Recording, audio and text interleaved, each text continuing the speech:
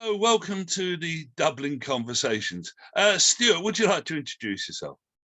Yes, thank you, Andy. I'm Stuart Bruce. I'm the co-founder of two companies. The co-founder of Purposeful Relations, which is a digital transformation consultancy working with public relations and communications professionals all over the world.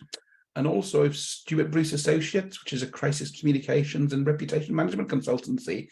And I've been in this PR and comms game for upwards of 30 years now. So really looking forward to this conversation. Thank you, Stuart. Well, let's begin really by explaining why have a Dublin Conversations. And we begin with the view that for many in the communications industry, in trying to define what they do, they can fall into a sort of similar trap of like the early astronomers who had very elaborate models and explanations for how their universe worked, but a fundamental failing that the Earth had its center and therefore critically wrong. And we believe that many in the industry look at the world from a perspective of their existing silo. So whoever works in public relations, advertising, communication, behavior change, and so on. So we create this process to enable people to step outside and potentially see a bigger window. So let's go on our journey of the 5 steps to the Dublin window. So the first step is recognizing that one of the critical human functions after breathing, eating, using your senses is the urgent need to manage perceptions around your future behaviors. And at the heart of that is having confidence in what you perceive to be a reality. So you need level 1 confidence of confidence that what you're perceiving around you is a reality. A level 2 confidence where you maybe need to have confidence in your own purpose. A level 3 confidence where you need to earn confidence of others to work alongside you, to coexist, cooperate, or collaborate. Others need to have confidence in you. And also there's a wider need for each and every one of us to have confidence in each other to provide a society that can successfully function together. And at the heart of this task is the idea of authentic purpose. And we believe by having an authentic purpose, it makes it easier to create confidence by being more coherent and compelling. So I just wanted to do any thoughts about this idea of a universe where authentic purpose and the need to create confidence is at its heart. I'm really intrigued by the idea of confidence because the purpose part of it I have thought about before. That's the kind of, that's how I've been thinking anyway. Yeah. When it's interesting, kind of from your introduction, where you were kind of framing kind of public relations, communications, etc., because I'm always strongly of the belief that public relations is not communications. Yeah, it absolutely isn't. It is about the clues in the name. It's about relationships. Every organization, every individual needs relationships. And actually, in order to kind of improve those, to manage those, you have to understand the future of where you want to go, which is where your purpose comes from. That's your purpose is where you're wanting to go. And I'm intrigued by the idea of adding confidence to that, because that actually helps, potentially, if you get it right, helps you on that journey and to take the steps that you need to take and to make the decisions that you need to take, to focus on the relationships that you need to focus on. I noticed you named one of your businesses with that purpose in its title. What was the rationale there, Stuart? The rationale behind that was because so basically the business is about digital transformation for communications and PR teams, whether it's in-house or agencies. But actually, digital transformation is nothing to do with technology. It's actually to do with people and culture. And in order to make this process work, you need to have a purpose. And the purpose behind all of these things is to create those purposeful relationships, because that's what helps organizations or individuals achieve what they need to achieve. So how would you define a purposeful relationship then, just a matter of interest? It's something that has value to both, to all of those involved in the relationships. Yeah. So yeah, both sides have to get value. Now, it's not always going to be equal value. There might be more than one person or organization involved in those relationships, but everybody has to take value out of it. That's understandable. Yeah. Let's move on to step 2. in order to socially interact with other people, you have what are called 5 opens choices. And this may seem familiar as an evolution from the PESO model, originally proposed by Jeannie Dietrich, that of paid, earned, shared, and owned. But there's a fundamental distinction here that these opens are choices, strategic choices, and not channels. So own can be just being there, your own reputation, your ability to listen, ability to make the right judgment call in terms of who you connect with, who you spend time with, spending time with people, and last of all, your own channels. And there's also the dimension of nudge, which provides a way of linking in the range of tools and ways you can engage with latest insights from behavioral science. So I just wonder if thinking whether any comments about the idea of these 5 opens choices. I think this step's a harder step to understand, because you kind of mentioned about how it's kind of inspired or related to PESO. Yeah. But I'm actually not so sure it is in my mind, because you're talking about bigger things. And I think one of the arguments I've always made is that public relations has always been a channel neutral discipline. It doesn't actually matter what we do, whether it's media relations, whether it's actually just a face-to-face conversation, whether it's advertising, they're all irrelevant. It's actually what we're trying to achieve. Which often is going to be behavior change, or it might be helping somebody to understand. I think that's always one of the ones. So I think you could potentially put some of that into this. So the understand thing is, there's a great phrase that Alistair Campbell sometimes talks about, where he says that people can be more reasonable than you expect them to be. And basically what he's talking about is, actually, you don't necessarily have to do the thing that somebody wants for them to like you. Actually, if you can help them to explain why you're doing this, even if they don't necessarily like it, they will then begin to accept it. I think it's a fascinating insight. Maybe if I can reference that when we come to our step 4, and again to stress that we don't live in a linear world, but nonetheless to say these provide a sort of step-by-step way of deconstructing some degree of complexity here. And just one more thing on the step 2 as well. I do like the idea of having of kind of talking about nudge and having that in there. Because the idea that actually you can do some of the, because it's a perfect example of sometimes it's not to do with communications. It's actually about doing that small thing that helps people to do things or think of things in a different way. In some ways, it's a bit aligned to the earlier point about Alistair Campbell and about perceiving it as an easier choice as opposed to a more difficult one. Let me move on to step 3, which is using a model developed by Professor Gareth Loudon of Imperial College London, which is a simple listen, connect, do, and it's I think its quality is in its simplicity. It's a very simple way of explaining the creative dynamic of how you listen with every sense. You make connections, and then do can be an iteration, the evolution of an idea to a tangible outcome. But it's a continual loop and dynamic with a pumping heart at its center of purpose. The more purposeful you are, the more potentially vibrant and flowing in your listen, connect, doing. And it also really covers a dimension of what's known as emergence. So our world around us is not shaped by design, but by dimensions emerging from it. One aspect is that sociologists can now do experiments on human behavior. So we established like universal laws of human nature, one being that 2 out of 3 people will help a stranger, which also means that 1 out of 3 don't. And it's not passing moral judgment, but recognizing these prime instincts at work. And obviously people's behaviors will be determined and shaped by their immediate context, but nonetheless we feel there's value in identifying these sort of polarity of instincts, where a we-led is one of your responses looking at the communal, group, collective interest, whereas a me-led is a more like self-centered, self-interest led. And this could be potential sort of labels for a fixing approach of, say, a public relations approach of we-led and an advertising approach of me-led. And also we recognise that there's a need for a new label to describe a bigger world, a bigger universe of how we socially interact. And so the Dublin Conversations is proposing a definition for the need of how we earn confidence around our purpose and future behaviours.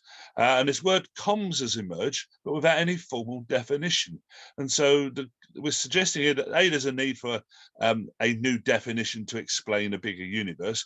And secondly, there's a need for a label to describe that, and a potential candidate could be this word comms. So quite profound there about listen, connect, do, the we and me-led insects, and maybe this idea of comms. Any thoughts there? There's a lot to unpick there. Yeah. I think this idea of kind of me-led and we-led is a kind of really interesting one. Yeah. It actually relates back to what I was talking about the kind of relationships and purpose. Yeah. There being something in it for everybody, which I think is kind of.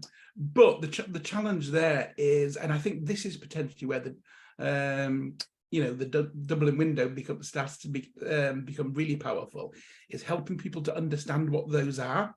Yeah.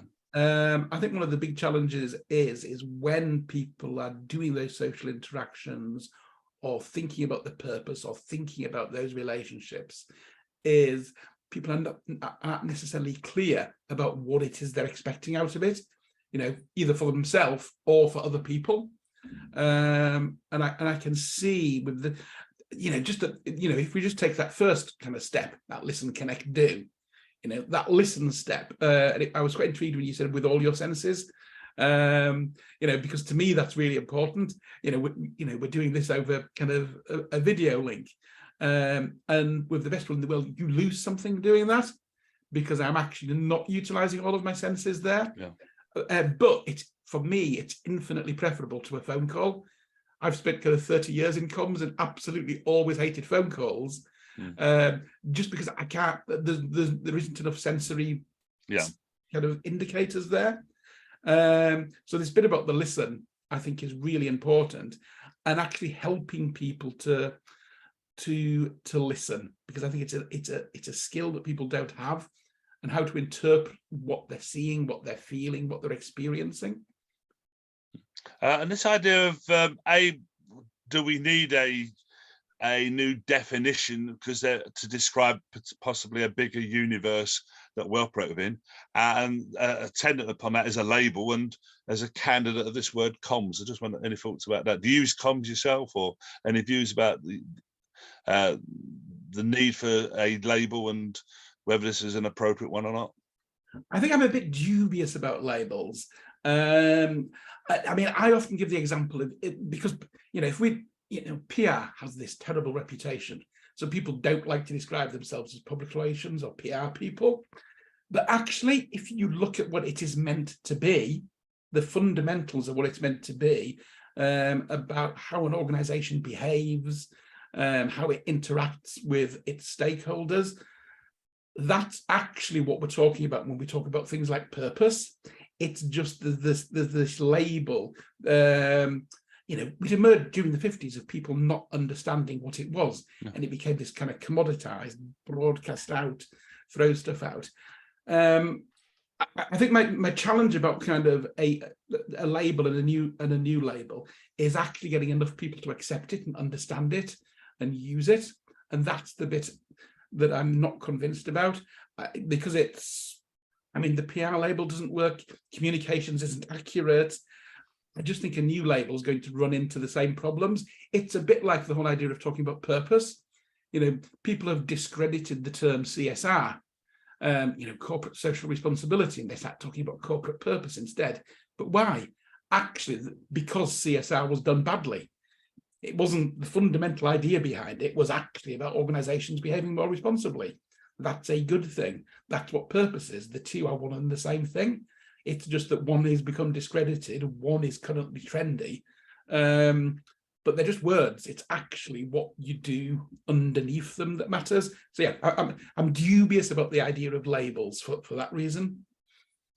Do you think then, going forward, and I perfectly understand that anyone who's launched any new product will know how damn difficult it is to get a new brand name known and so on. Going forward, then, is our best strategy to stick with an existing term like public relations and look to resalvage it or regalvanize or refuel it and rejuvenate it, or is it too toxic, like too polluted, too damaged? But then, as I say, and also are there lessons there that if we come up with any label, we've got to address the fact that we've been here before with labels and we've messed up what were seemingly at the outset perfectly good terms. So I just want any thoughts there about what you think would be the best sort of steps ahead for way ahead for our industry in that respect? My brutally honest answer is I don't know, because it is the $1 million question. Yeah. I think you could answer that. And Yeah. I mean, I've even done this as a consultancy project where I worked with a reasonably sized consultancy, looking about how they should describe themselves. And we didn't really come to any conclusion. And even talking to their clients and their prospects, we had such a myriad of different views, there was nothing conclusive. I have a saying that public relations has never missed an opportunity to miss an opportunity. So it is a challenge, and as you say, a good way of describing the $1 million one, which perhaps is really at the heart of the mission and purpose of the Dublin conversations. And we're moving on to step 4 then. This is inspired by the work of people like Professor Daniel Kahneman, Nobel Prize winner in behavioral psychology, who identifies that we're emotionally driven animals, but if you hit one or more of what he calls these 5 heuristics or rules of thumb, we call goals, you can effectively socially interact. And these 5 being known and noticed, which sort of aligns with traditional area of our work of gaining awareness, and liked. And it's not necessarily Facebook likes, but and not even just effective liking, but it can range from a spectrum of admired, respected, and also paradoxically you can like to dislike people. So famous celebrities like Piers Morgan, where there's an emotional connection, but it's one of people liking to actively dislike. And then thirdly, trust, that you need to be trusted, full front of mind, that even though you may be known, because people are lazy in their thinking, you need to be immediately available when people making decisions about you. And lastly, talked about social proof that I've heard it's good. And by being successful in one or more of these, and I think also there's another dimension that's emerged from these conversations, how these sort of 5 exist in a negative and positive. So sometimes actually you strategically need to be less known or even less liked in certain instances. So and Dublin Conversation believes that these actually frame any campaign strategy, like very existence, in terms of what you need to do to go about and manage effective social interactions. So I just wonder any thoughts there, Stuart? I really like this in terms of, especially when a bit at the end where you came on and talked about kind of using it to frame a campaign, because actually those elements, you have all of the essential elements there. And it's also that kind of just jump back to step 2 and kind of nudge. Yeah. You can see through all of these steps. I keep kind of thinking of kind of Robert Cialdini and his kind of Indeed, yeah. It's no longer 6 principles of influences, it's 7 principles if you read the latest book. Yeah. So I and also just thinking through those ones about kind of known, liked, trusted, front of mind, or being talked about, because when you first look at them, it looks like there's kind of a bit of overlap. Kind of what's the difference between like, trust, what's the difference between known and front of mind, but actually they are all different. So defining them like that and thinking about them is really powerful, because I think often we stop too much at those first 2. Kind of we go to get, okay, it's now known, people like, that liking's there, but actually is that enough to get a behavior change or to get an attitude change? People forget about you. How are you actually going to build on the fact that some people know? So I like this as a kind of new way of thinking, and it's certainly something I'm going to kind of probably sit down and think about more. Remind me again of the Alistair Campbell quote you referenced earlier, that is it about the influence? So one of the things that Alistair kind of talks about is how people can be more reasonable than you'll think they'll be. And Yeah. he's basic, but what he's basically talking about is actually, if you're more open and honest and transparent, and you explain to people, okay, this is horrible, this isn't, you know, I know you don't like this, but this is why we have to do it like this, then actually people will forgive. People will say, okay, then I'll go along with it. But if you try to do something like convincing them it's a good idea, when or that they're gonna like it, or you know, any of these things, hackles will raise. They'll start to dig their feet in. But actually, just being honest is a way of getting them on side, even if they don't like it still. So yeah, I mean, just decoding that there. So it's a tactic of earning trust. You know, the inoculation effect. You show the bad first to get the good there. It builds likability. That, you know, I don't like what you're doing, but at least I like the fact that you're perceived to be like being honest and straight with me, and so on. So yeah, and also one lesson we've learned from our conversations is if you see these 5 dimensions as then the sum of which is confidence. So that you then, and I think a dividend is if you see that, you know, your task is to obtain confidence. You may have like confidence, for example, Ryanair, that as an airline, that they will get me from A to B. I may not necessarily like, trust, and so on. And it gives you, I feel, a better tool for interrogating and managing the different elements at work there. So, yeah. No, well, it's also, just on that last point, it's also expectation gap. You know, if you fly Ryanair, you know what you're going to get. You know you're going to get a cheap flight. You know you'll get there. You know, so actually, if stuff goes wrong along the way, so long as those 2 things still happen, you're kind of happy. If you fly Emirates, well, you've got a different expectation. It's a much better service. It costs more, and if they let you down, they've got more places to let you down. Yeah, there's interesting. I used to work for an ad agency that had 2 car clients, Porsche and Yugo cars. Mate, it shows you how long ago it was. But the Yugo cars clients were happier than the Porsche ones, because the Porsche would complain about the car aerial vibrating at 90 miles an hour, sort of thing. Yeah. There's that sort of syndrome now.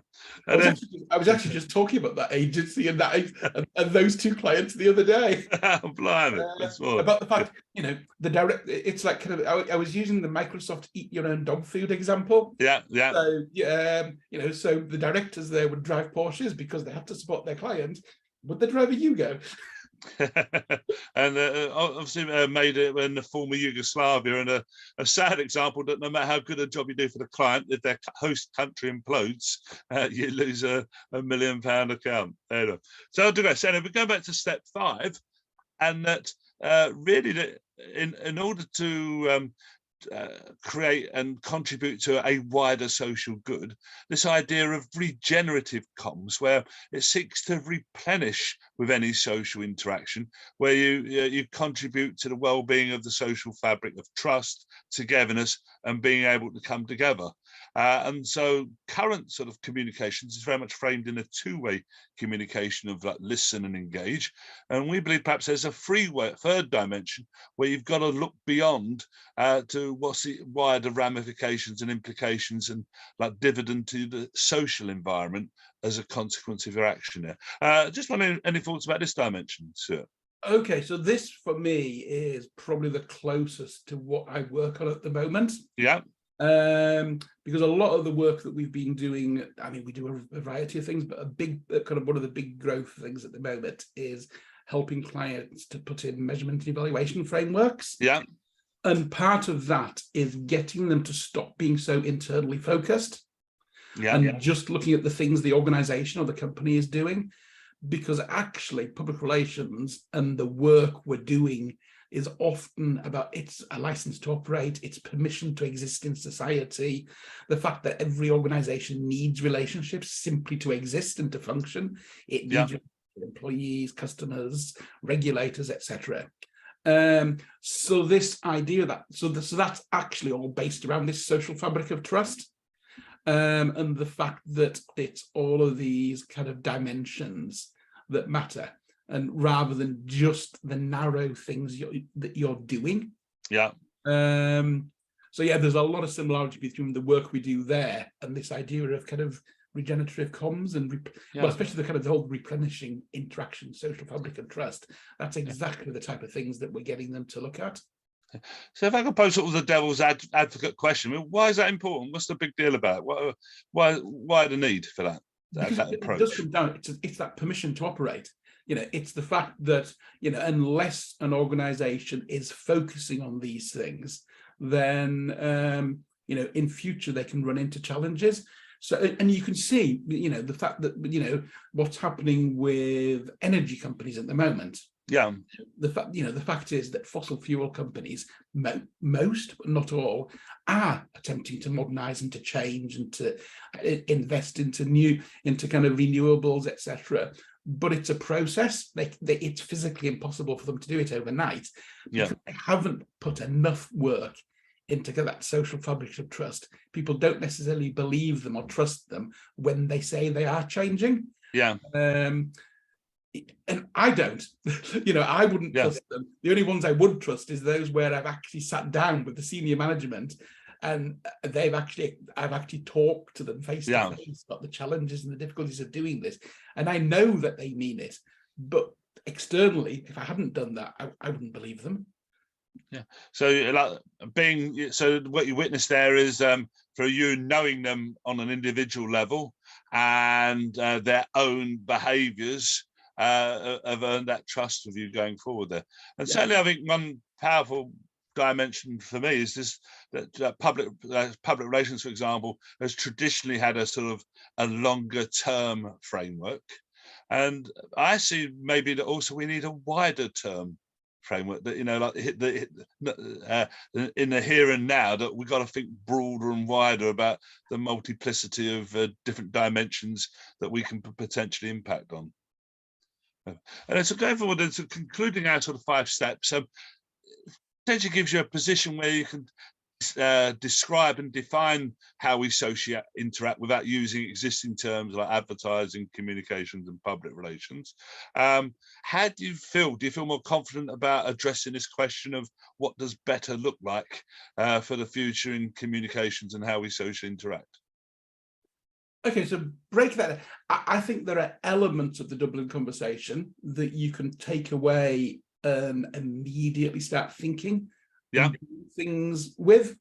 There are other elements that perhaps I would need to think about more and explore more to kind of make them make more sense. So things like step 5 is boom, easy. That's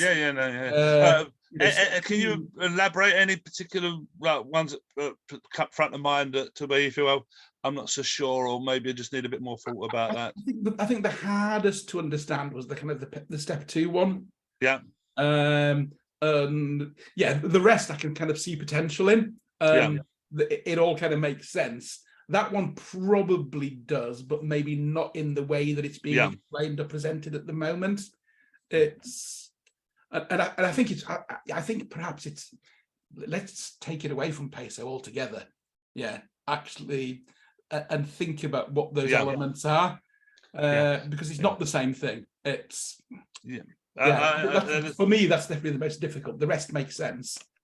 I think what you perhaps may be witnessing here is obviously experience in the industry and anchored by a lens of the traditional peso, whereas we've used that as a stepping stone, and it provides a radically different lens.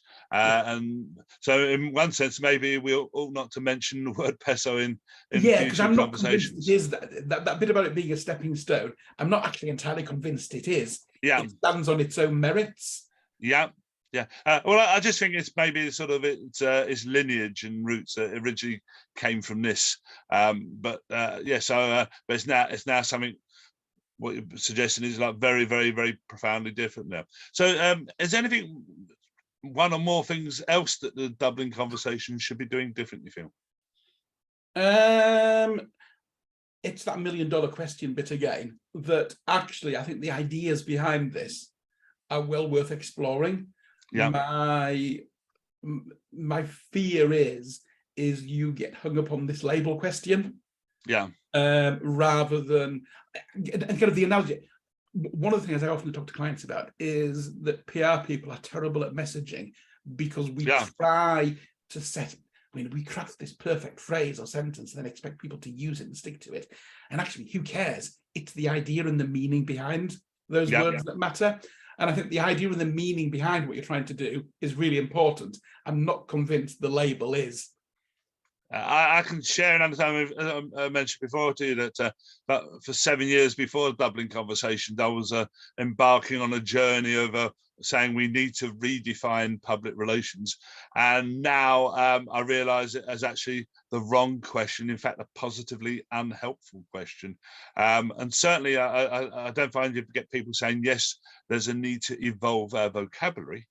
But as I say, in terms of like the laying down the gauntlet on saying this specific label and it's got to be the way ahead, certainly is not the view of the Dublin Conversation. We're just venturing the view about whether there is a need for a label, a possible candidate. So going forward, Stuart, I mean, any specific action steps you think we need to be taking to realise our mission of kickstarting faster change in the communications industries? I think doing what you're good at is some stories to actually make this make sense, rather than talking about it in kind of, this has been a very theoretical conversation. I've enjoyed and has made a lot of sense, but actually to get more people to engage with it, I think you need to turn it into a story and have examples of kind of each of these stages. I think that's a wonderful. You expect an estate agent to have a good house, so likewise, that's a great suggestion. That's it. Okay, so well, a massive thanks for taking part and sparing your busy schedule, and thank you, Stuart, for joining us in the Dublin Conversations. And I'll just stop the recording now.